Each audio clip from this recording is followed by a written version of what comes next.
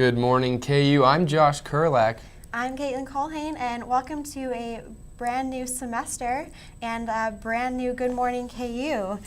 First one of the semester. Exactly, and along with the new semester, Good Morning KU and the rest of the shows that take place here in the Media Crossroads have undergone a bit of a facelift. We have a brand new studio here, a brand new newsroom as well with TVs, and then under the understanding that there will be computers put in there as well. So if you're in the Union on the 4th floor, come by and take a look. It's definitely different from last semester. It's very different. It looks much more updated and very cool. So stop by and take a look. Yeah, and as we adjust, all of you can adjust with us. And moving forward, as we mentioned, it's a new semester, and one of the big events, one of the first big events that happened on campus of KU was the men's basketball game last night, in which the Kansas Jayhawks defeated the Iowa State Cyclones by a score of 92-81 last night in Allen Fieldhouse. And Andrew Wiggins had himself a heck of a game, a career-high 29 points,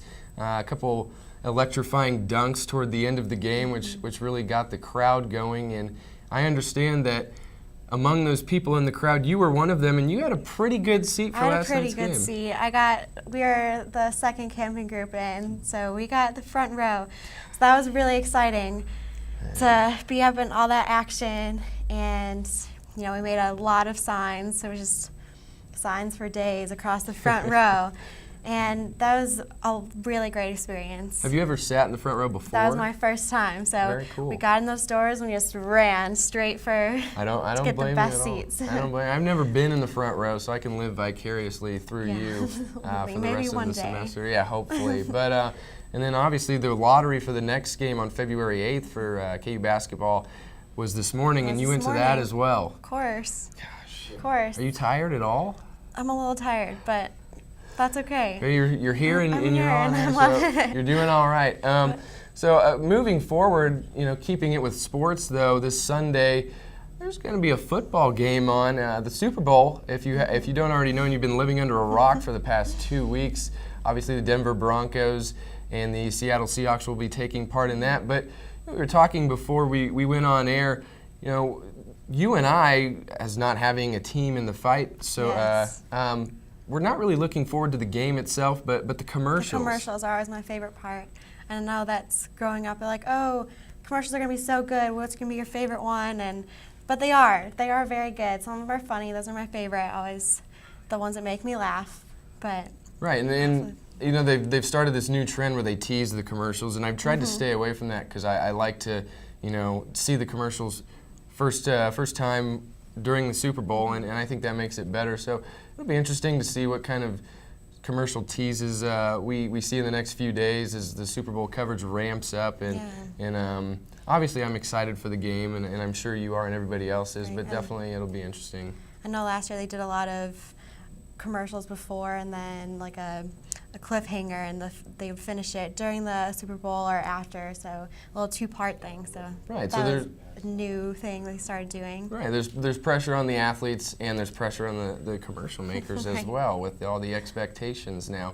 So switching gears today, out in Topeka, there will be a meeting. The Kansas lawmakers are trying to, or considering nullifying all of the control on gun laws and policies from the counties and cities in Kansas, and they just want to centralize that mainstay of that one voice in Kansas. The Kansas legislature. That'll be interesting to see how that vote goes and see what the result of that vote is, and then some of the fallout from the decision that they decide to make. Right, I think it'll be interesting to follow up on, because if that does go through, then all of the laws the counties have made will be void also. So it'll be something to pay attention to in the future. Something to keep in mind. Well, that's all the time that we have for this first segment, and when we come back here on Good Morning KU News, we have a special guest from KU Info. Hi, welcome back to Good Morning KU. I'm Vanessa Asison, and I'm here with our guest, Curtis Marsh. Well, thank you for being here today. Thank you, Vanessa. Nice to be here. Curtis is with KU Info. Can you tell us a little bit about what KU Info is and how students can access this? Sure, absolutely. We're a service that's been on campus for over 40 years.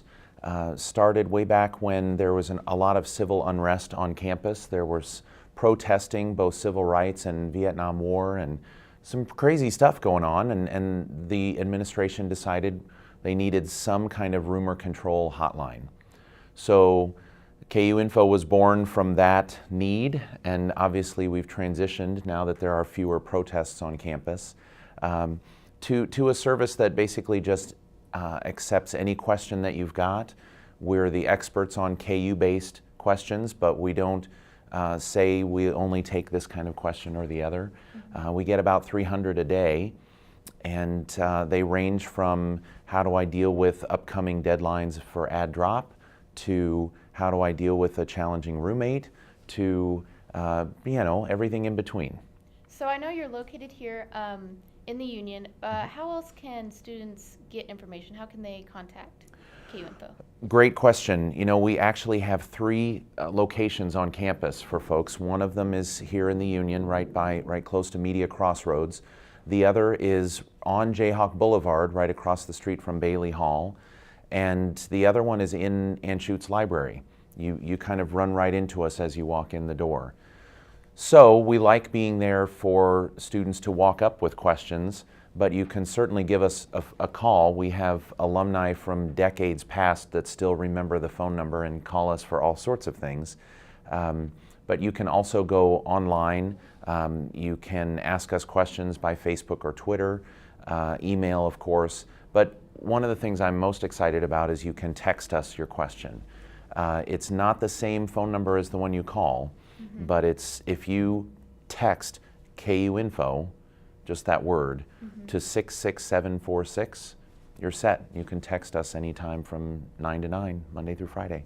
That's Call great. now. That's really helpful, I think, for everyone. Everyone's on their phones these days. Yeah. What are some of the most interesting questions you get from people on campus? A service that offers to answer any question is not without unique questions. There was a time a couple years ago when someone called us from a Budig Hall bathroom and had somehow locked himself in. I, to this day, don't know how that happened. But didn't want to call 911. I can understand that. Didn't want to call his buddies. I totally understand that. But still really wanted to get saved from the bathroom. So we just found the facilities person that was in charge of Budig and got him out of the bathroom and safely to class. Well, that's very helpful. That's, we were talking before this segment about a fun one that we got last year that was how many times would Allen Fieldhouse fit in the world's oceans?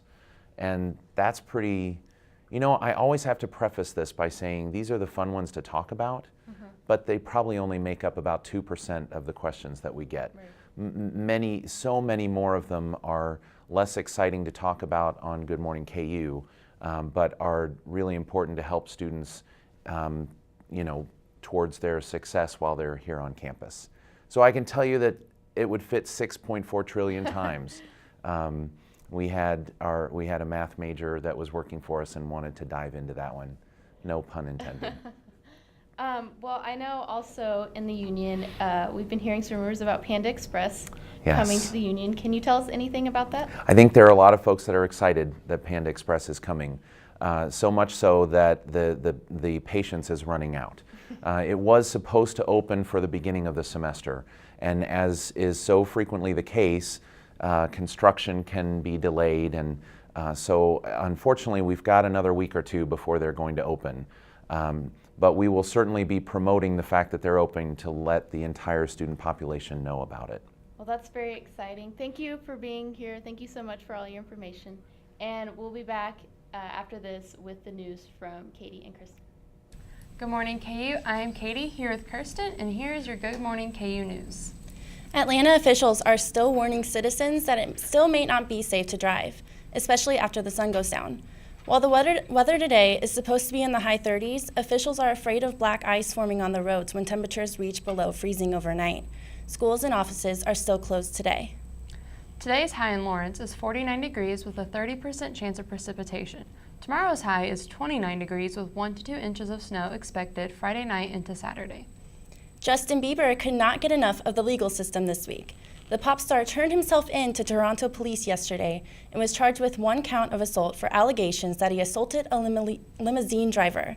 He is to appear in court March 10th. Some Americans have started posting petitions for Bieber to be deported back to Canada. The KU men's basketball team beat the Iowa State Cyclones last night 92-81. This is their 7th win in the Big 12 Conference, allowing KU to remain the only undefeated team in the conference. KU Student Senate and the Parking Commission are working on a way for students' parking tickets to be forgiven instead of paying for them. The student who receives a ticket would have the option to take a parking awareness test online in place of paying for the ticket. They have not yet figured out all the details, but hope to in the near future. That's it for Good Morning KU today. Thank you, and we'll see you next time.